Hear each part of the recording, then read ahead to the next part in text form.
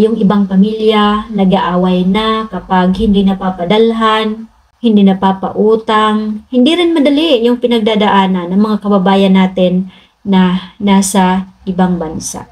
Kaya dapat kahit araw-arawin natin kumustahin, araw-araw natin i-appreciate yung mga sacrifice nila. Yung success naman niya is para naman sa lahat, diba eh? Kaya nga siya nandoon sa ibang bansa para ihaon lahat ng pamilya sa kahirapan. Kaya kung kayo na mga naiiwan dito sa Pilipinas, kung ano yung ibinigay nung pamilya niyo na nasa ibang bansa, huwag niyong sayangin. Suportahan niyo ang pamilya niyo.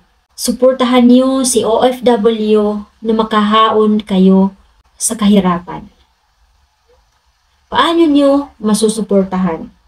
Kayo na nasa Pilipinas dapat magsikap, magtiyaga, magdiskarte,